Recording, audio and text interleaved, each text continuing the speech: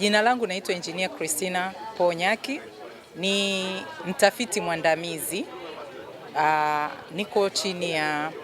Nimeajiriwa na Tume ya Nguvu za Atom Tanzania chini ya Wizara ya Elimu, Sayansi na Teknolojia. Na siku ya leo tumepata ugeni wa Katibu Mkuu wa Wizara ya Sayansi na Teknolojia, Profesa Nombo, na amesisitiza jinsi gani ambavyo teknolojia ya nyuklia inaweza ikaleta maendeleo chanya kwenye uzalishaji na hususani kuongeza watafiti kwenye hili eneo la nyuklia, teknolojia ya nyuklia.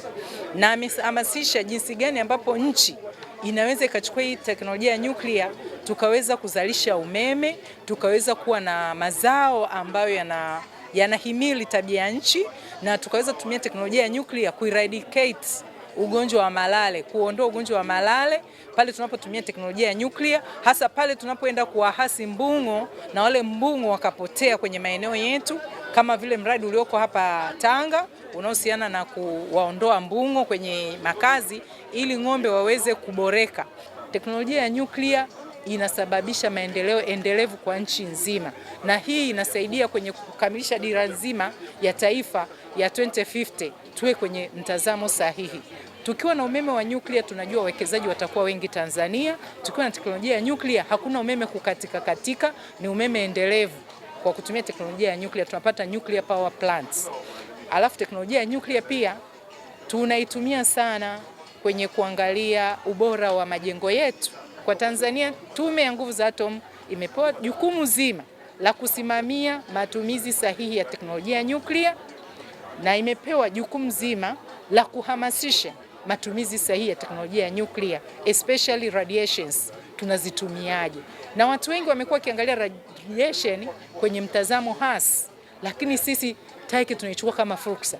Radiation haina mtazamo hasi tu, bali na mtazamo chanya. Teknolojia ya nyuklia imetumika kwa ajili ya afya zetu pia. Tumesema hata kudiagnosis magonjwa ya kansa, teknolojia ya nyuklia inatumika.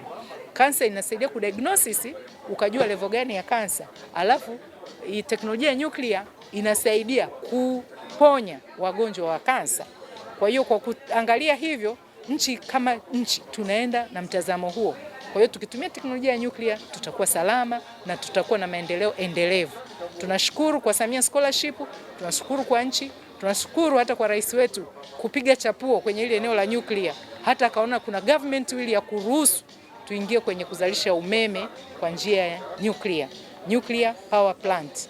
Nadhani tukifika 2030 tutakuwa na huo umeme, na umeme utakuwa haukatiki, wawekezaji watakuwa wengi Tanzania.